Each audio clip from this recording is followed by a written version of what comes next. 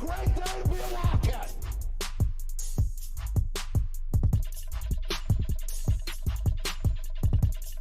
You actually have to be on cocaine to be on this podcast?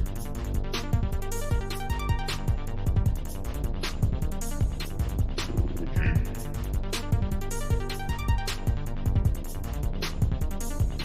Cocaine, really?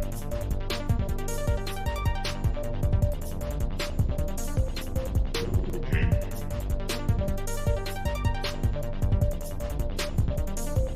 Cocaine, really? What is up, everybody? You're listening to yet another edition of Cocaine Willie, the official K-State representative on the College Huddle. I am your commissioner, Bob Trollsby, and as always, I'm joined by my co-hosts tonight, the good chef Andre Napier, and Fireball Matt Marchesini is out of the country and will be for the foreseeable future, so I need to update my outline to where I'm not just prompting myself to say that he's going to be here, because he's going to be gone for a little bit. We may have to get some honorary guest co-hosts in here just to mix things up a little bit. But tonight we are going to be doing our week 8 locks and our Big 12 fantasy starters for the week. But before we get into it, we are going to give a shout out to our two sponsors, Anime's Parlor and Pat's Beef Jerky. This beer crack is brought to you by Anime's Parlor, located at 616 North 12th Street in the heart of Aggieville in Manhattan, Kansas. Anime's has been in business for 50 years and is an absolute must-visit destination in Aggieville on game days and school nights alike. Anime's is my favorite destination in the Ville, and I always make a point to go visit her, my auntie, every time I come back to the Little Apple. I feature a wide variety of craft cocktails, draft beers, and everything in between, along with entertainment like live music, comedy, and all sorts of other events every single week.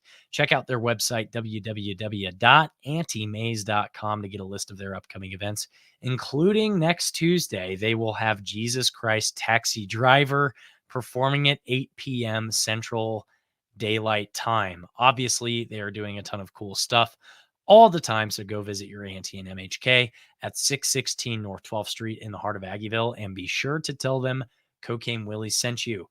The show is also brought to you by Pat's Beef Jerky, located at 401 Main Street in Liebenthal, Kansas. Pat's has been serving up the finest beef jerky in the Midwest for 34 years running, and they feature mouthwatering flavors like the classic beef jerky, the teriyaki beef jerky, and my personal favorite, savory beef pepper sticks. Can't wait to get my next care package where I get some more of those, because they are always gone within about 5 seconds of me getting it. There are 3 places where you can get yourself some Pat's Beef Jerky. You can get it in person at either the Fridge Liquor Store in Manhattan or at their original store at 401 Main Street in Liebenthal, Kansas. Last but not least, you can get Pat's Beef Jerky online at www.patsbeefjerky.com. Pat's is shipped to all 50 of the great United States. So if you have not placed your order yet, what are you waiting for? Get on it. Get on it now. If you're a West Virginia fan that decided to follow us because you were following Ryan and Rush, get after it. Order your Pat's Beef Jerky. Why not? Why wouldn't you? What are you waiting for? And to sweeten the pot, you can use the promo code CATS, CATS, at checkout, and you'll receive 10% off of your next order. So go use the promo code CATS at checkout for 10% off, and visit www.patsbeefjerky to place your order today. Chef, I don't want to belabor it. I don't want to talk too much about the Colorado game because we're already almost a week removed from it at this point, but I do just want to give a quick shout out to the Cokeheads who were in the stands. I was waiting for beers to order for my wife and I for the game. I had someone come up to me and say, Bob Trollsby, and I don't know who you are. You were a very good looking, very nice smelling, handsome individual. So I appreciate you tremendously for watching the show. We also had there was a nice young man named Chris who sat in front of me at the game. There was a guy next to me who said he was going to check out the show. Big Bird, Aaron, my a good college friend of mine, ended up sitting behind me at the game. So shout out to you, Aaron. Appreciate you for somehow sneaking in a very large bottle of liquor into the game. That was amazing on your part for being able to do that. I do just have to say, though, Folsom Field is a total dump, dude. Crazy. Absolute insanity. I will go to my grave now thinking that stadium is worse than David Booth Memorial. The It Memorial was is that bad. the Memorial's found its rival of dumpness. Like, having never been to a game there before, and the most recent time I went to the booth, as they call it, God, I'm looking forward to getting Braden on, but I'm not looking forward to having to play a game against KU again soon. But having gone to a game there once in 2011, it didn't seem as bad to me as Folsom did. Folsom, the parking situation's a shit show. Like, there's nowhere, and KU, granted, doesn't have a great parking situation either, but it's somehow better, I think, than this situation was. Long story short, we had to go to the game late because we couldn't find a sitter for our kid until 6:30. Game time was at 8:15, so we're like, okay, we've got to get up there. It's a 40-minute drive for us. So we get up there. It's like 7:15. We're going through. All the lots are full. We found free parking at a library in Boulder, and then we walked. It was like a 20-minute walk, not a bad walk. So it wasn't hard parking so much as was getting out was a freaking nightmare. There's no traffic control whatsoever. There's That's no hilarious. getting around controlling that. One of the most appealing parts about going to a game at the Bill is, yeah, like, people gripe about it, but you have people controlling the flow of traffic, allowing pedestrians to go. In this case, it's 1 a.m. and you've got drunk CU frat boys and stuff just walking across the street, dilly dallying around and trying not to get hit by traffic. You got those stupid bird scooters around and people. I don't know. That part was a dumpster fire. I got hit by a gin and tonic from Oh behind my during the God. game.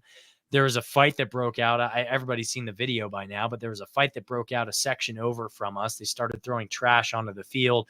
We had a Texas Tech alum behind us who was saying, "Fuck KSU" the entire game behind us. We're like, Oh dude, my God. what are you doing? What are you here for? And he's like, I'm here to support my homies. And I said, cool, I don't care. Like, of all of the fan bases that hate K-State, Texas Tech is like last on the list. It has to be. That's It crazy. What it an was a shit show. experience. What an It was a shit show. experience. Like, and this is the last thing I'll say. Like, they had porta potties similar to David Booth. Their bathroom situation, like, the closest bathroom is in their old field house that hasn't been touched since the 70s. At least Ahern has had, a couple of renovations to at least make it serviceable for indoor track and field, volleyball, that kind of stuff.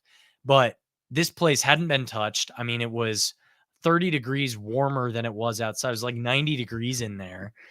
And they had all these, I mean, some of the little food trucks and stuff, kind of nice, but inside, it was impossible to find a bathroom. Like, you have to walk through a sea of people to get to one. So I ended up just opting for the porta potties and calling it a day.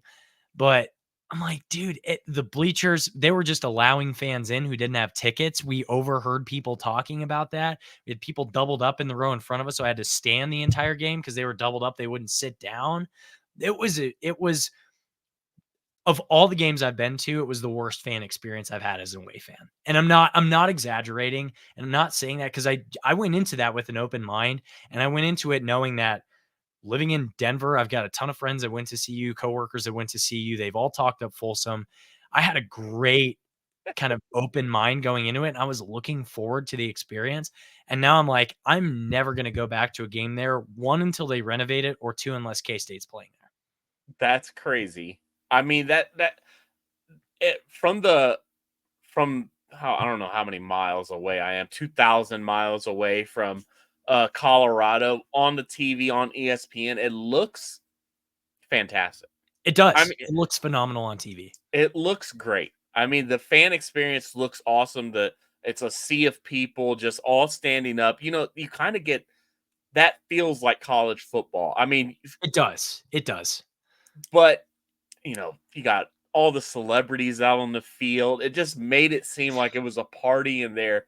But then when you get to like boots on the ground, like people talking about it, it sounds like a nightmare. And I don't want it, like, college football, the pageantry and all that stuff, to go away and it be sterilized like the NFL is, where people are sitting down eating cheese and crackers and fucking ordering, having people come to your seat and order your food and Gourmet all that stuff. meals. Yes, like I don't Yeah. want that. But when you get nightmare scenarios, I hate going to concerts. I hate football games are like the extent of like me going out like to a social gathering like that. And if I had to go through that experience, I would never want to do that. That sounds yuck. Absolute yuck. And I mean, I'm not going to take my son to any of those No. games until he's old enough to like know, for me to know he's got Defend himself, basically. Yeah. Yeah. I'm like, dude, I was in line for not the bathroom. I was in line for a porta potty, and I had 5 grown ass men, between the ages of 40 and probably 60, who were all in front of me, all like complaining. This was after the injury bug hit us on that one drive where we had 5 DBs go down within like 7 plays. Right. And obviously the entire crowd thought that, oh, they're faking injuries or they're cramping up, whatever. I'm like, dude, there's no way that those are the guys that we're going to. We're And they just sacrificing kept them. being like, I was like, yeah, one of them went to the locker room, and they're like, yeah, one of the 6 guys went to the locker room. Fucking ridiculous, this and that. And I'm like, okay, you guys are just like insane. I went in kind of open mind. I was like, I'm gonna get my YouTube TV out on my phone and watch. Like, we'll all circle around my phone while watch the game while we're all enjoying this experience, waiting in line for one of the 4 porta potties to open up. And no, I was like, dude, fuck you guys. If you're gonna act that standoffish and just be dicks about it, for lack of any better way to put it, like, screw you guys. I'm not gonna be nice to you if you're gonna be just an asshat to me. So I was very turned off by the experience. And again, I went in with an open mind. I had heard all the horror stories. We didn't have batteries thrown at us, but again, it's not pleasant having like sticky tonic juice and gin like on the back of my Charlie Hustle vintage lavender jacket that the one nice CU fan did come up to me and said, dude, I don't like K-State, but that's a pretty sick jacket.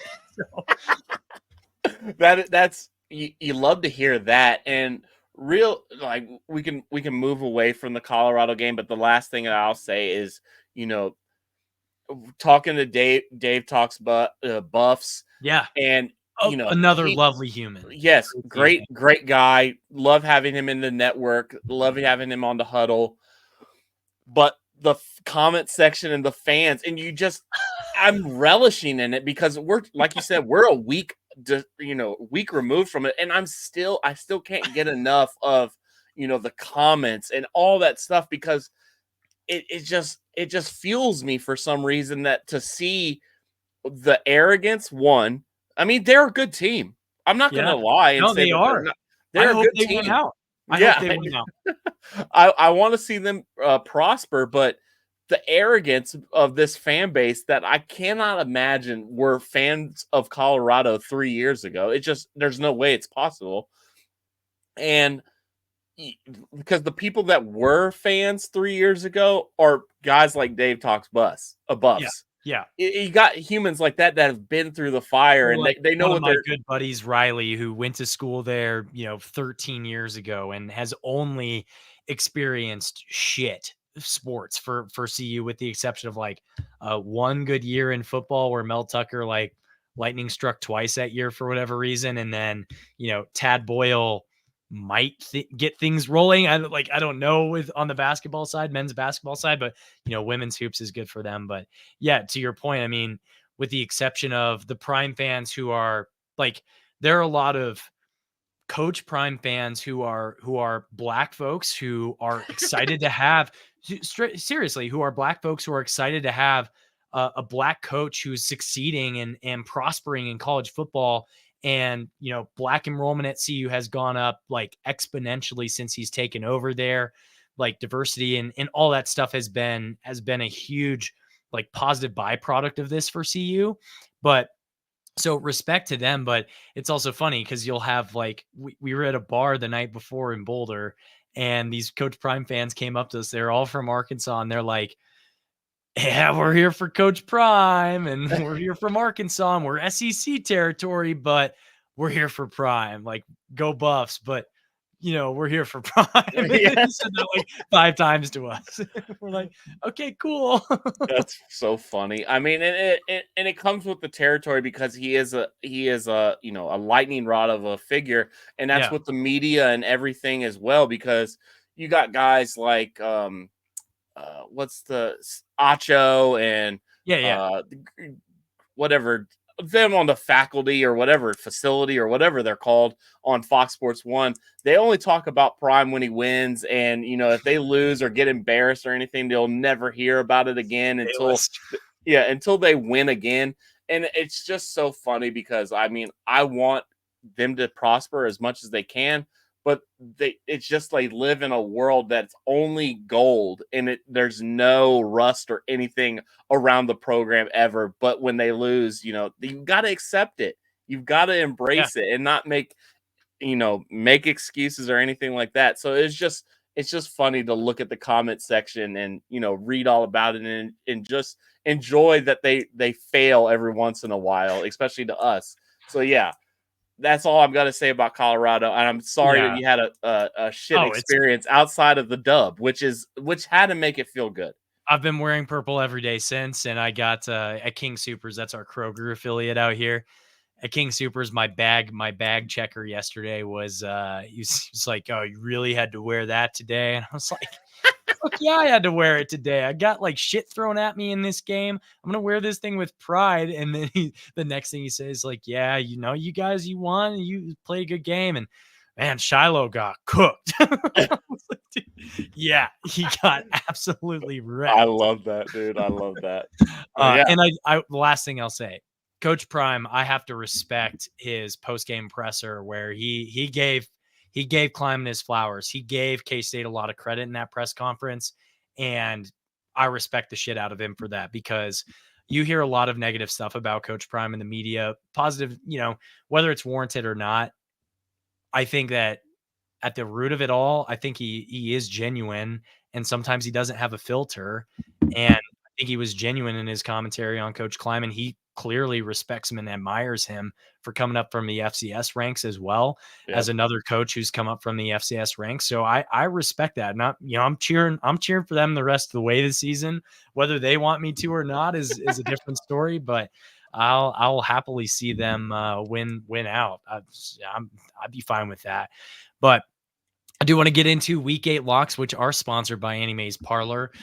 Let's go through the standings. It was a rough week for all three of us, but one of us was head and shoulders worse than the other two of us, and will be wearing a bag on his head over his shoulders. But let's just go through the standings real quick. So Chef is the bag boy this week. He went 1-4 Oh, on the so week, and disrespectful. brings him to, you're just one game above 500 now at this point. You're at an 18-17 record overall on the season through 7 weeks.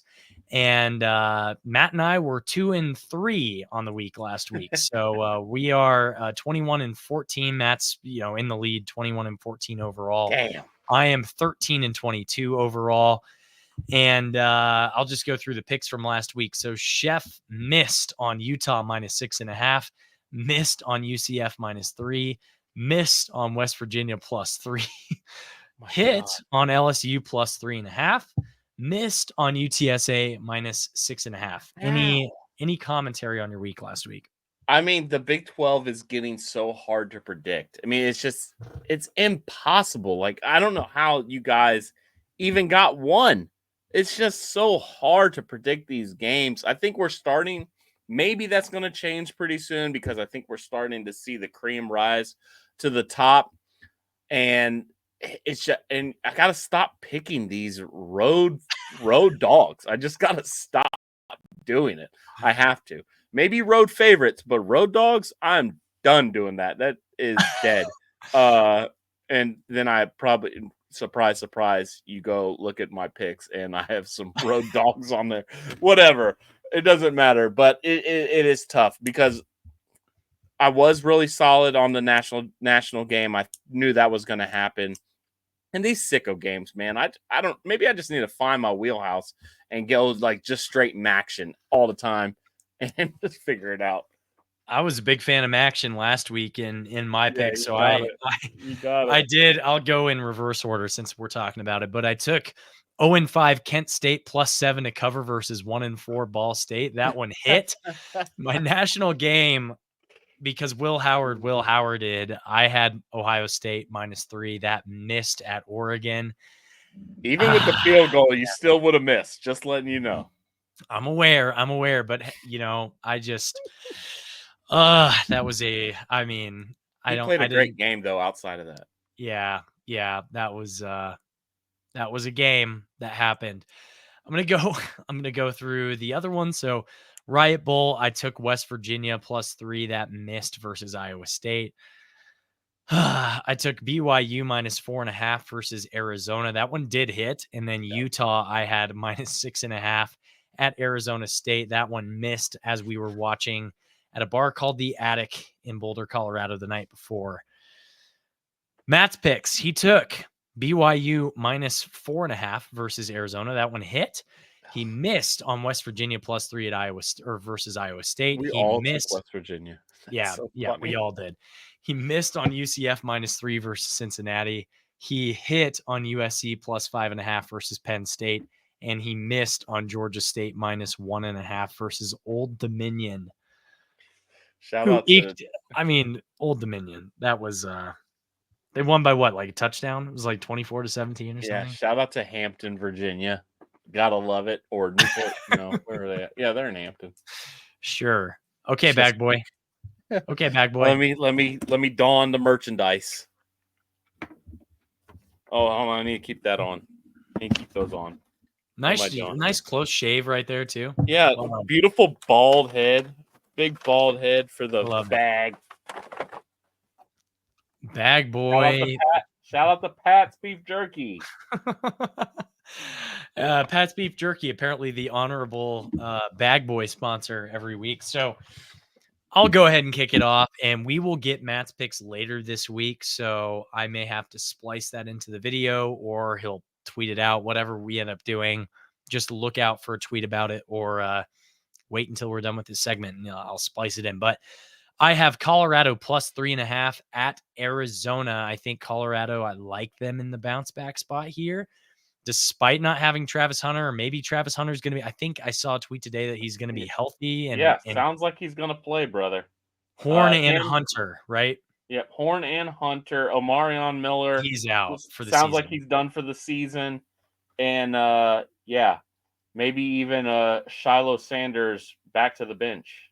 Probably back to the bench. I think that might be in their best interest, but I'm going to take Colorado +3.5. I think the overarching theme with Arizona is this is a team that's loaded with talent that is having a sophomore slump for sure. But at the same time, I was not a Brent Brennan believer. I think all three of us had him in the bottom 2 or 3 in our head coaching rankings at the beginning of the season. So I can't ride with Arizona anymore. It pains me because I like Arizona. I like their fans. Shout out to Schrodinger's Wildcat, big fan of Schrodinger's cat, but I can't ride with Arizona anymore. And like I said earlier, I want the Buffs to win out. I want that to end up being a top 25 victory when we look back at the rest of the season in retrospect. So I'm going with the Buffs +3.5 as road dogs against Arizona. I'm going to go with Texas Tech -6.5 in the Butt Bowl versus Baylor. They're at home. I like, dude, Tech is still on top of the Big 12 rankings, by the way. No doubt. They haven't lost a game yet in Big 12 play. So what is They've all Baylor been close, though.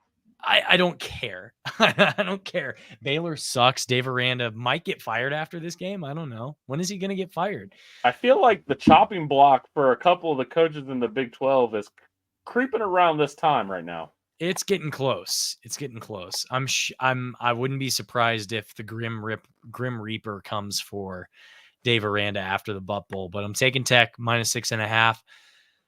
Arizona State is going on the road playing Cincinnati. Arizona State is, I think, undefeated against the spread this year. So I'm going to ride the hot hand and go with the forks up, going on the road against a team that I still think is fraudulent, although that take may not be aging appropriately based on how Cincinnati has performed so far to date. I will take back my Brendan Sorsby slander. I will not take back my Scott Satterfield slander. I still think he sucks. He's a terrible coach. So forks up, baby. +2.5. Road Dogs. Give me the Sun Devils. My national game, I'm going to go with the home cook, and I'm going to please the wife in this matchup. I'm going to go Texas -3.5 at home against the Dogs. Yeah, dog.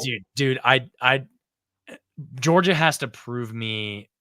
They've got to prove something to me for me to be a believer in that team. I just haven't seen anything remotely interesting or like. I just they play the ugliest games, and yeah, sure, good teams win ugly, but dude, Texas has blown out everybody. That's This true. is probably going to be a close game. They've also not played anybody. Just letting you know that. I'm aware of that. I am also aware of that, but I don't. Is Georgia anything, or are they just overhyped by the media? I mean, they are, you know, they have 2 national championships in the past 3 years. So, I mean, they're pretty good. That was not this season, though. No, that's not this season. They're still trying to find maybe what their identity is other than drag racers. And you can't win football games being drag racers, or can you? I'm not entirely sure. I think my picks will be coming up here shortly after your. Did you do your sicko game? Not yet. Okay, I want to hear that sicko game, and then I'll get into. We'll talk a little bit more Georgia, Texas here in a second.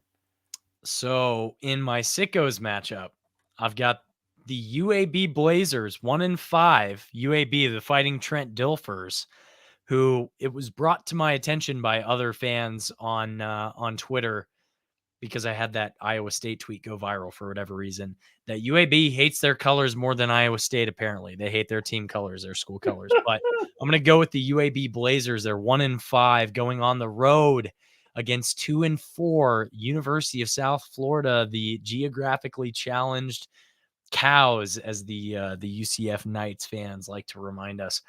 I don't know. I just picked a random game last week with Kent State +7 versus Ball State. I went with the dog in that matchup. I'm going to go with the dog in this matchup. So I'm going to go with the Blazers. Let's go Blazers. I've got a cousin at UAB who, well, she played track. She threw the shot put. She's incredibly strong.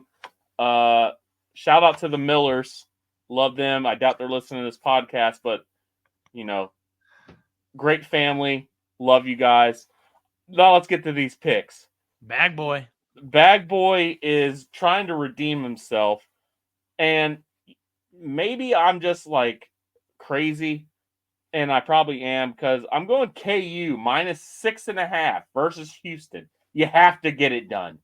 This is, and maybe this is a problem, because maybe this is a springboard game for KU going into Manhattan next week to face the Wildcats after they play Houston. So maybe that's a good thing. Maybe it's a bad thing. I'm not sure, but KU have to get it done. 6.5 versus Houston is pathetic. UCF on the road in Ames. This is a problem, and I said I wasn't going to do it, but I'm doing it anyway. UCF down KJ Jefferson. Maybe that's going to be a positive thing for them. I don't know. Probably not. The spread is growing, and I got it at 13. I figured it would go the other way, but it's not. It's even worse for me. So I'm going +13 UCF versus the undefeated Cyclones. Well, it's only 14 now, but that's 2 touchdowns is very different from 13 points. Yes, very true. And I'm also going. You went Tech. I'm going Tech in the Butt Bowl as well. Hey. Baron Morton. Maybe he'll get a reference in a little bit when we do our fantasy picks, but I'm going Tech -6.5. And then we get to our national game. You like Texas. I like Georgia. Plus the points in Austin. It's awfully quiet there. Do you know what time that game is? It is the same time as our matchup against West Virginia. So it's 5:30 Mountain Time. So it'll be 7:30 Eastern, 6:30 Central. Beautiful. I won't be watching that game because I'll be eyes on the Cats, but I'm hoping Georgia gets it done. I think Georgia, once they find their identity, I think it'll, turn around for them. But Texas really hasn't played anybody worth noting. Every team that they've played, their offense is absolutely ass, which leads to Texas having the number one defense. Nobody's done anything for anybody on the schedule that they've played. It's honestly sad to think about. So I think Georgia's going to go in there and shock them with the level of athlete that they have. And they're getting plus points. When's the last time Georgia was plus points? I could not tell you that Been a because they've been while. really good for a really long time. Certainly And wasn't then against TCU. it certainly was not TCU. Now we're going to our sicko game. And it's a real redeemer for me because I picked UTSA last week minus 6.5, and they lost to fucking food. Are you kidding me? You actually lost the food. They lost the rice with 4 seconds left in the game. Not that my spread was going to hit anyway, but goddamn, you can't lose the food.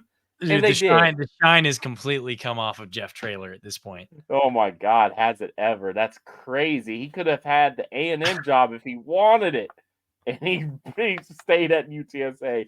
What an idiot! Always collect the bag. Now, my sicko game is versus those bowl of rice team, but I got Tulane. Our favorite Tulane. We've had great fond memories of Tulane. They're minus 23 points.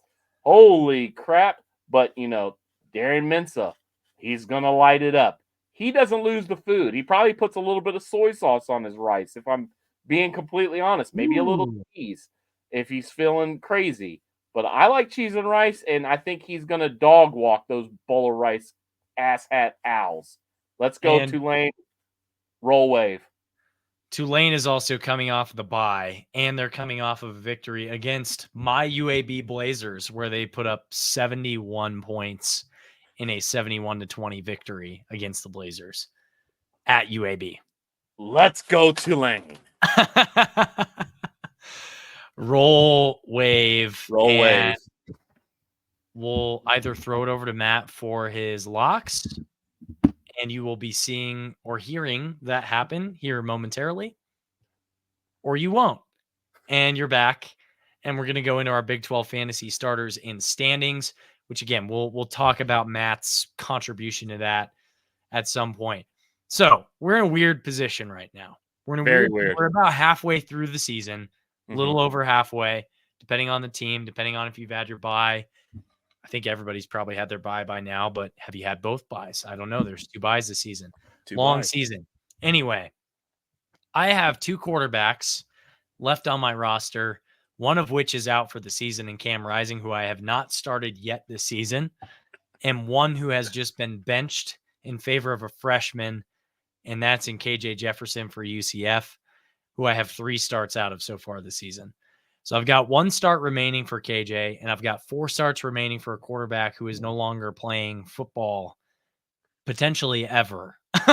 Maybe an 8th year. We'll never know. He'll be starting at a G5 school somewhere in the Sun Belt next year because no one's going to take a risk on Cam Rising after he did what he did this season. I'm going to, because we haven't discussed it with Matt yet, we're going to do kind of a weird little waiver wire situation. So, Jeff, are we in agreement that tonight we're both going to pick up a player from the waiver wire? I think this might come as a surprise to Matt, but I like doing that. I like blindsiding Matt. It's just funny to do that. And here's the deal. When there are three hosts on this pod, majority rules. Majority rules. This is a democracy, damn it. And we've got our votes in, just like everybody out there should vote. We've got a plurality. Yes. Yeah, do that. Yeah. So I'm going to pick up a quarterback off the waiver wire, but Chef, should the first person picking on the waiver wire have the worst record or the best record? No, it's always the worst. I think you get the pick of the litter because your Although team Matt is has a bad. worse record than I do, but we can't. He's not here, so Well, that's his problem, not ours. We're gonna blindside him. It's kind of like we're like on Survivor, and he might be getting voted off the island. So well, with that, I'm the one with the worst record here tonight as we speak. And just to go quickly through the standings, Chef got the dub last week. He put up, let's just scroll through here, 100.8 points, which was a nice week. Your leading point getter was Bradley Beal's favorite football player from Saturday night, Jace Brown, with 30.1 points. damn. Shador put up a nice 25.5 as well. I mean, he was no Solid. slouch, certainly. You had more points than Avery in the matchup, who Matt started. But Matt was second last week, so he falls to 1-6 on the season. Chef, you're at 4-3 on the season, so you've got a solid lead there, with second place being me at a 2-5 record right now. But Matt's leading point getter was Kobe Hudson from UCF. 24.4 points at wide receiver. My leading point getter was, because KJ Jefferson didn't start, the K-State defense with 15 points. Well, KJ did start, but he didn't do anything. So, yeah, I had 42.7 points. Matt had 89.96 on the week. So, moving on to starters for this week. And I get to pick off of the waiver wire. There's some guys that I could pick here. Just Studs. taking a quick peek here. When you look at the Big 12, you look at some of the guys that have some good stats here. Let me just take a quick peek. So you've got a guy named Jake Retzloff. That's one guy I could pick. He had some stories written about him, talked about him on what's it called, College Game Day last week. He's got 14 touchdowns. He's got 1,400 yards passing, 186 on the ground. Damn. You've got Josh Hoover, could be an option. He's got 16 touchdowns, but 6 interceptions and 2,007 yards. So Zoinks. it could be an option as well. And then there's a guy, Brennan Sorsby has surprised a lot of people this season. He's 13 touchdowns, 3 interceptions, and 1,700 yards. I'm going to throw a little bit of a curveball. I'm going to go with the BY Jew. I'm going with Jake Retzloff in the flesh. I'm going to take my favorite player for BYU in a matchup where they're playing an Oklahoma State team that I don't think anybody believes anything in anymore at this point. And BYU is playing at home in that matchup. So spooky Friday game. Friday night, spooky BYU. It's going to be all the white people there are going to be just having a ball, hyped up on sugar and not caffeine. So I'm going to go with Jake Retzloff as my quarterback starter. For running back, I am down to 2 running backs. Well, I still have 3. I've got one more start left out of Cam Scattaboo. I was debating whether or not to start him or not. I'm going to go with DJ Giddens in this one. I have only started DJ twice this season. Wow. Started Dylan Edwards twice as well. DJ is currently the best running back rushing leader yards-wise in the Big 12. So I'm going to go with DJ. I think West Virginia has a good rushing defense. It's not nearly as good as ours, but I think we're just going to overwhelm them. I think we win when we play on the ground, we win those games. So I'm going to go with DJ again. So Lawrence Arnold, I'm going to go with for wide receiver. This was kind of between him and Tet McMillan for me. Travis Hunter, I just don't know how well he's going to do coming off the injury, if he's going to be 100% available for most of the game. I know he's going to play, but I don't feel comfortable with that. Lawrence Arnold, this might be KU's last chance to get a win this season. I'm just calling a spade a spade. They're playing Houston in this matchup. They have to get it done. If they're going to win, I think they're going to have to rely on Lawrence Arnold and what's his face? Jalen Daniels, who has more interceptions than touchdowns this season. Although I wish I had drafted Luke Grimm in retrospect, because he's their leading receiver right now, I think. Yeah. So, yeah, Lawrence Arnold's not been very good. He is currently their third leading receiver with 16 receptions and 214 yards. So it's not bad, but I cannot believe that not great. KU is only -6.5 at home versus. Are they playing that in Arrowhead? I don't Let me see. I know they're playing Iowa State in Arrowhead, but I don't know if they're playing this game at Arrowhead or They're not. playing Colorado at Arrowhead too. Oh, yeah, it says game information, GEHA Field at Arrowhead Stadium. What a weird game to play at Arrowhead. There's going to be like 5 people there. Tickets Yeah. as low as $5, baby. Vivid My seats. God, that's crazy. KU is the same KU that they always have been. I'm going to go with Brant Keithy, my guy from Utah, who has been fine. I mean, he's been serviceable. He hasn't been what I hoped he would be, but they're playing TCU. I mean, this is kind of a bad on bad in the Big 12. They use Keithy in some particularly crazy ways. I mean, he runs the ball. Like, they give him jet sweeps. He also scores touchdowns. Yes.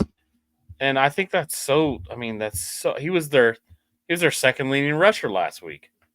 He's not a PPR guy, but he'll get points in other ways. He was no slouch for me last week. 8.3 points isn't great, but it's not bad. It's more than Travis Hunter had. For a tight end, we've seen this isn't a big tight end league. We just don't see a lot of numbers from tight ends in this league. So I like where you're at. I like where you're at. That's a good solid team, especially with Retzloff on Friday. He could put up some banana numbers if Oklahoma State falls apart again on a short week versus that crazy Provo atmosphere. And you obviously have K-State's defense. Yeah. Yes. So that looks good. That looks really good. And I'm gonna go Shador Sanders. My last pick. But before I do get into these picks, I've got a waiver wire pickup as well. I'm dropping DeQuan Finn because I don't know where he's MIA. I don't know where the hell that he's out. He's out in Midland, Texas. He's nowhere near Waco or Lubbock. He's out there. So I'm getting rid of DeQuan Finn and I'm picking up Baron Morton. Maybe I'm a Texas Tech believer. I mean, if by our picks -6.5, we think they're going to be undefeated in Big 12 play through 4 weeks. So that's really impressive, and it's all predicated on their quarterback doing some things. So I'm going Baron Morton, and hopefully he does some things for me later down the road. Is it all West Texas, Chef? It's everything runs through Lubbock. Yeah, so Shador Sanders again, his last hurrah. This is my final game playing with Shador, and versus Arizona, I think it could be a shootout for all I know. Devin Neal, I think we're both thinking the same thing. The skill players have to get it done versus Houston. They stink. They're garbage. Devin Neal, put up some numbers, please. Get in the end zone. And then I'm going Brennan Presley. Do I feel great about it? No, but I don't want to burn up Jalen Knowles' last game versus freaking who are they playing again? UCF. I mean, I guess I could, but maybe I should because no, I'm not going to do it. I'm going to go stick with Brennan Presley because I got to get some starts out of the boy. And I think he still could be a PPR king if somebody can throw him the ball. I don't know. And then Garrett Oakley. It's not a tight end league, like I said, but Garrett Oakley, he looked pretty good. He looked good versus Colorado on his 2 catches. I mean, he looked physical. Will Swanson was wide open multiple times versus Colorado. Maybe the same thing can happen for Garrett Oakley in this game versus West Virginia on the road. In those situations, maybe Avery finds them. So I'm going Garrett Oakley at my tight end. And please, God, can Oklahoma State do something?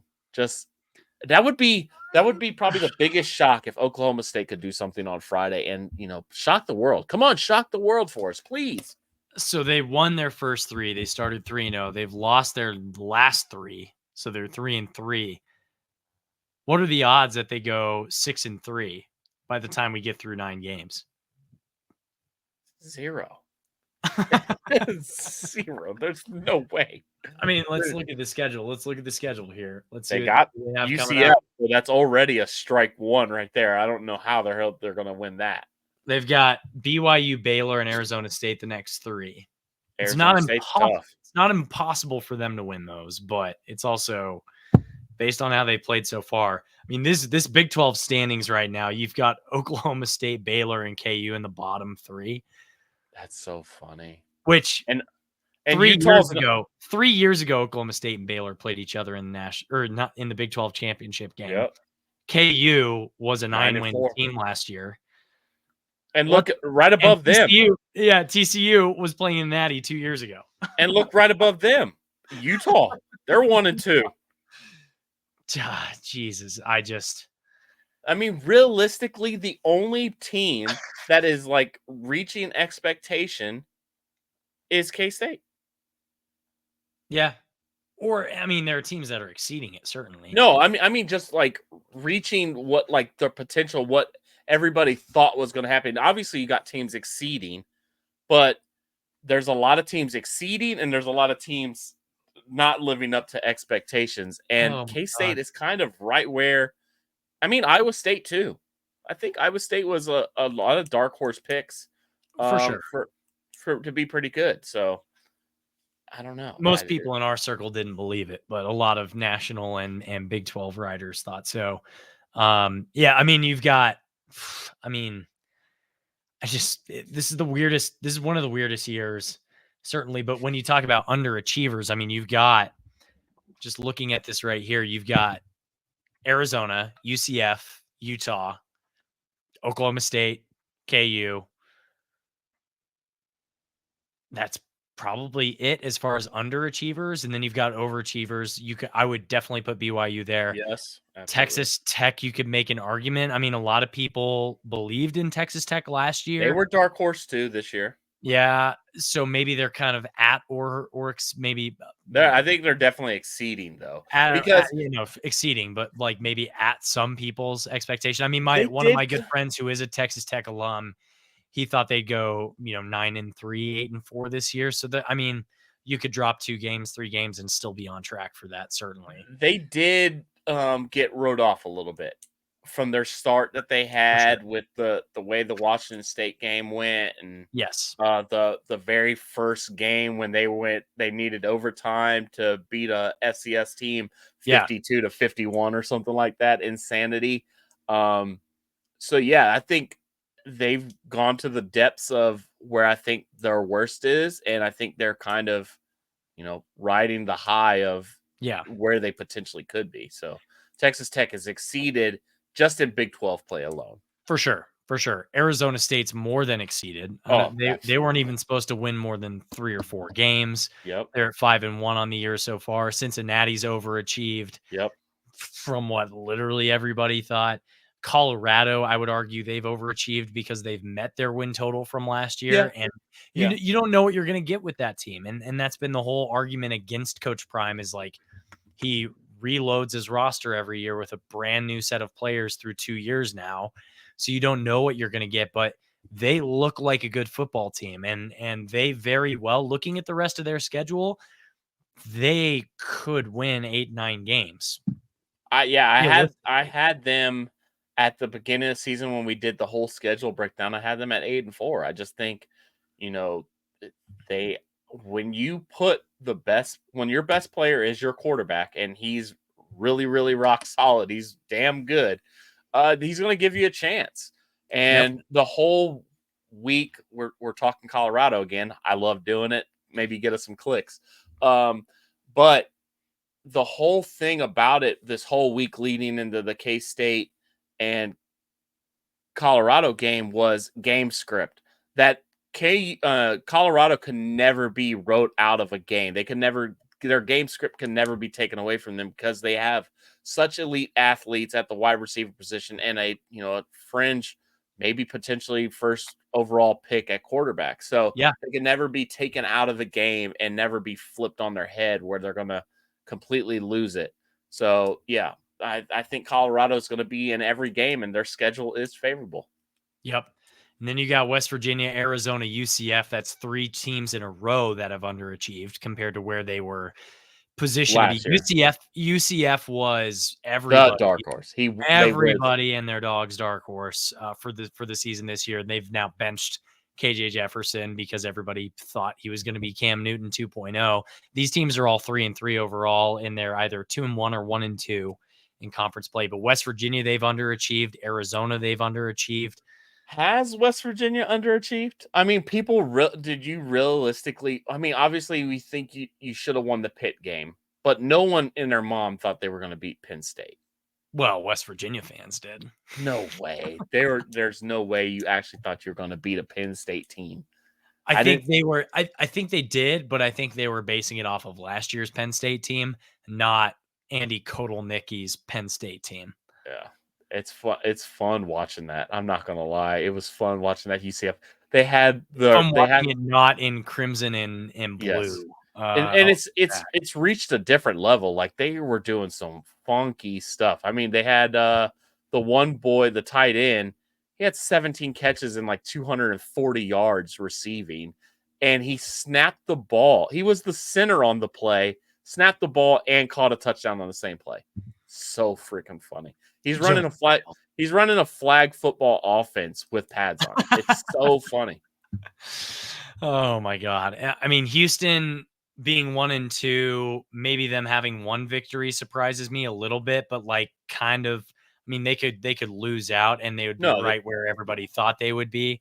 The thing about it is that they've got the one win, but they're down a quarterback now. I mean, they benched their quarterback, who we thought was going to be a solid piece for them. You know, it's just Willie Fritz. I don't know what we're doing, baby. I don't know how the recruiting's going. I would love to talk to the Houston people. When we get the chance to talk to the Houston people, I'm really interested in that story. Yeah, and Utah definitely have underachieved as far as their conference record. I mean, they're 4-2 overall, but they're 1-2 so far through Big 12 play. They dropped a clunker against Arizona State, which honestly, I've been kind of riding the Arizona State train, but I didn't think they would win against Utah based on my locks pick from last week even. Yeah, I mean, when Cam Rising played that game, we were like, everybody, that was the whole, the whole thing was, if they get Cam Rising back, they're a totally different team. Not true. They looked worse. So I don't know. Cam Rising being done, was it really him? I mean, realistically, like they beat Oklahoma State, they stink. And it took a miracle that they didn't have another 5 minutes, or Oklahoma State would have won that game if they had more time. Yeah. I am not a Utah believer anymore. No. TCU is 1-2 through conference play. They're 3-3 overall. I think that's maybe on par with where people thought they'd be. I mean, I don't think they're over or underachieving. I think they are underachieving in the fact that Josh Hoover is the passing leader in yards in the Big 12 right now. Crazy. And they are dog shit. It's so funny, man. That shit is Sonny Dykes literally scammed them. It's so funny. It's wild. I think Hoover still has blackmail on him. Chandler Morris definitely did. Yeah, something is going on with Sonny Dykes right now. It's so weird. I'm thinking about going back, and we're just talking to each other. It's so funny. I know, and I do want to get your final thoughts on West Virginia before we get into it. Maybe do some over-unders if you have them. But I do actually do. We were riffing on the Big 12 standings. I think it's good to do kind of a mid-season check-in. Yeah, and I mean, I think it's just where I was going with this is that from all the podcasts that we've done, and I've done guest spots. I went back and I listened to like when BYU joined the conference, and I said that they were the team that scared me the most of what potentially could happen. I'm thinking about just clipping all of these things, and like the Utah joining the Big 12. I remember being on Bosco's Boys and saying, "Hey, I think potentially Utah could be in a rude awakening for what's going to happen to them." And I think I'm just going to clip those, and we're going to post them up on there pretty soon. So, I think it's good audio time to clip those and let my takes flourish. Let them. I mean, you're the opposite of old takes exposed. You're like old takes highlighted, if anything. Yes. And Exactly. it's funny because it'll be like 3 years later, but it'll still be like, "Oh, shit, he nailed it with that, like, 3 years ago." I remember. Chef Stradamus. Chef Final Stradamus. thoughts before West Virginia game. Give me your keys to victory because I think the thing there are a couple things that stood out to me about this matchup. Turnover margin's a big one. K-State Yep. knows how to get takeaways, and they give away the ball quite a bit. And I think if K-State can take advantage of that, maybe +2, +3 in the turnover margin isn't out of the realm of possibility, Mhm. certainly. And then the other thing is if you can limit their rushing attack because we've proven that we can through 6 games now, you're holding teams to 78 rushing yards on average every game. I mean, you're going to make them one dimensional. They're going to get some explosive plays. We've also proven that like if our defense allows an explosive play, they can take kind of a bend but don't break type of mentality, and they'll allow a play here or there. I'm sure Garrett Green's gonna get his on a couple of broken pocket type of situations, but if you make them one dimensional, it reminds me a lot of what we thought was going to be the Oklahoma State game plan with Ollie Gordon before Ollie Gordon was only averaging like 40 yards a game, which is what he's kinda averaging right now. But it kind of reminds me of that. Like we all thought, okay, this could be Ollie Gordon's re-emergence going into that Oklahoma State game. And we forced Alan Bowman to pass and we made them one dimensional. And I just don't know how much I trust Garrett Green's passing ability, especially based on what Ryan and Rush said on the pod earlier this week, where they're saying, hey, it feels like Will Howard, where he's kind of forcing it in a lot of ways, kind of like he was last year as opposed to 2 years ago where it was kind of fast and loose. He was playing free. He was playing without like a ton of pressure necessarily. And it just happened. Like things were working for him. The ball was bouncing the right way. And this year's the opposite of that. Knowing all of that, I feel really good about us being able to make them one dimensional. And if we force Garrett Green to be a pocket passer, I just don't think that's going to work in West Virginia's favor. And I think we could end up in a situation where first half, like I said earlier this week, first half, this game is maybe a close matchup. Maybe West Virginia has the lead. K-State gets it figured out. Defense locks down like they did for 3 of the 4 quarters last week against Colorado and holds them to 7 points or something. Like I legitimately think that we could hold them to 7 points or less in the second half in this game this weekend, as long as they figure it out. They can make them one dimensional, and Garrett Green just tries to force it late in the game to try to keep a lead or regain the lead after K-State takes it. But that's kind of where my head's at with this game. I want you to riff on this for a minute, a couple minutes. Yeah, no doubt. I mean, that's exactly where my head goes for what the key to the game is because, like you said earlier in the week, when our episode with Ryan and Rush, great episode. Go listen to that. Put a like on it. But they said the game script at the very beginning. Neil Brown can script up a beautiful opening drive. So I think Yep. if you can take that punch and not get completely flustered on the road and absorb Like this past week. exactly. Exactly. I mean, you got a 3 and out versus Colorado. Come out there, you do whatever you do, and then the Colorado goes down and scores. You could have clammed up right there, and it could have been bad for us, but we didn't. We responded. I think we need to do the exact same thing versus West Virginia. We need to absorb that first punch because if we get ahead of them and we start putting the pressure on them, like you were saying with Garrett Green, where he could start forcing some things that necessarily aren't there, you're going to be able to be successful and take advantage of what they do worse, and that's turn the ball over. And then maybe for me, I think it's special teams in the margins because this team is kind of built the same way as we are, where it's run, run, run, throw a RPO in there, run, throw. And then if Garrett Green is messing up, it's a little bit different. But if what they want to do successfully is really bludgeon you to death, and I think that's the exact same way we want to do it. So I think the special teams and in the margins are going to be important because if there's 3 and outs or 4 and outs or whatever, you want to flip these fields and you want the field position games to be important to you and be on your side, because if you're playing with short fields, you're going to be in a way better spot in these games. That when two of the same styles are going against each other, it kind of offsets each other, but it's the margins. So I want, maybe a turnover here and there, return for some yardage, and then we get a short field for a touchdown.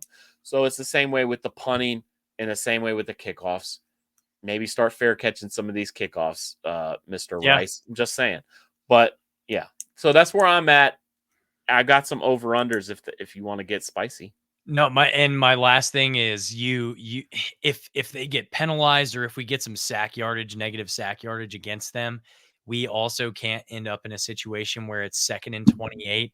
And I'm joking to Aaron behind me, and I'm like, this is 2nd and manageable for them, right? Yeah, exactly. And it ended up being 2nd and manageable, and I was like, oh shit. Like that was, I jinxed it. That was a reverse announcer jinx situation. But as long as you can not break on defense, if you can hold firm in situations where you do get them backed up, like you're saying, field position wise, or if it is like a 2nd and long, 3rd and long situation, not give up the explosive play there. I think that's going to be huge for K-State coming out of this matchup. But let's get your over unders. All right, here we go. So I got 2 K-State related and then a spicy one that I really wish Matt was here for. But we'll start off with let's review last week, matter of fact, before we get into that, because I had over unders on Shador and Avery completions. Now that I think about it, that was a really bad number. It was really stupid to do 64. Maybe I should have said attempts, and that was damn near close. Okay. Pretty spot on. But completions, really easy under for you guys. You guys nailed it. I went over because I'm an idiot. So you guys are 1-0 right there. What was the number again? It was at 64. What was the total aggregate attempts? Okay, so they went attempts. He was 34 of 40, and Avery was 15 of 24 or 23 or something like that. So it's pretty close. It was pretty close. Damn. But the completions were not. It was not. It was not close. Over under 100 yards rushing allowed by K-State's defense, and obviously that was negative 20 something yards for Colorado. Yeah. Matt went over because he's a non-ball knower and doesn't believe in the Cats. Me and you both went under, and we successfully nailed that one. Hell yeah. So you're 2-0 right there. Love it. I love Maybe that. I should just do overs and unders, because fantasy and locks are not working for me this season. Well, don't speak too soon, because the next over under was 3.5 sacks on Shador Sanders. Oh shit. Matt and you both went under, and I went over. We have what, 6? Yeah, we had 6 sacks. So I went 2-1. You went 2-1. Matt's a non-ball knower, and he went 1-2. Oh, buddy. Poor Matt. I'm just taking shots on him all day. But let's get into these ones real quick. Just knock these out. DJ getting carries. 22 over under. What's he been at? Last week he was at 25. The week before that, he was versus Oklahoma State. He was toting the rock there too. Let's see. I wish I could get game. I think I can get game splits if I go to this real quick. Here we go. Box score. Sorry, this is bad podcasting, but he went 15 carries in that game. That was a kind of a low one for him. BYU probably somewhere around the same. We just didn't have a lot of plays. So you said it at 22 and a half? Yes. I went 22 and a half. I'll go. Let's go 22 and a half, yeah. I'll go over in the interest of my fantasy team as well. I love that. That is smart thinking. I'm going to go under 22 and a half. I think he's that Shador hit was that Shiloh hit was kind of nasty work. I feel like he's going to be feeling that one. And I think Dylan really got a lot of carries in that and really got the ball a lot in that Colorado game. So I 10 think, touches. yeah, I think he's going to be up there again. So let's hope for, I'm hoping for that, but, spread the wealth. But DJ is really, really good. So maybe you don't want to take the ball out of his hand as much.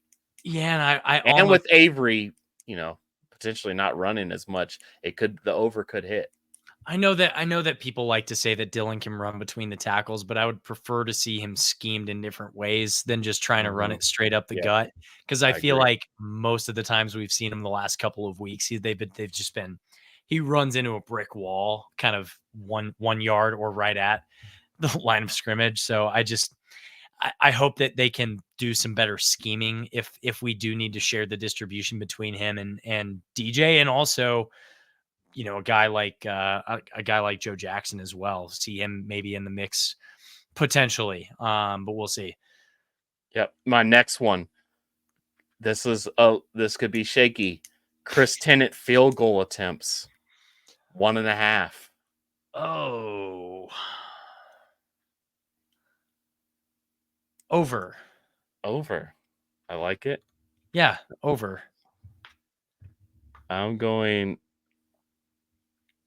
I don't want us kicking field goals, so that's the thing. I don't either. He had one field goal versus. He did have one. He had one field goal. Oklahoma State. He had 2 field goal attempts, I think.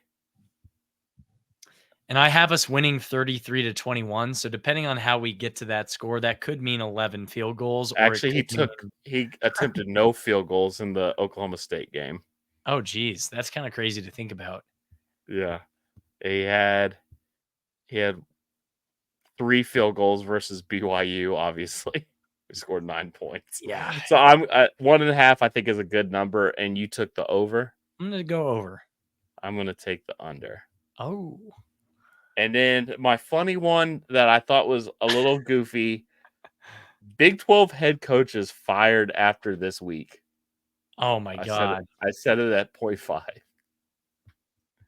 Oh I think that Dave Aranda talk was pretty funny, and I think it would be cinema if he actually did get canned after this.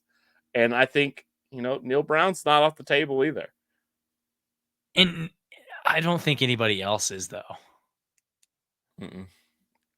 At least I'm not gonna go right under. Going under. I'm gonna for pure drama. I'm gonna go over because I think there is a chance Dave Aranda could get the can. There is a chance. That's all I got. That's all I got for over unders. All right. Well, it was fun. good having you. It was good having you on. We don't get to do this just the two of us very often. So, but we're gonna get the opportunity a few more times before Matt comes back. So maybe we'll get somebody in here. I think we can get somebody in here, although it's a little like we'll have to do a guest locks, which that's fine. The Big 12 fantasy starters, we'll have them maybe, I don't know, play along. We'll figure something out for that. But I like the over-unders. I like it to be, yeah.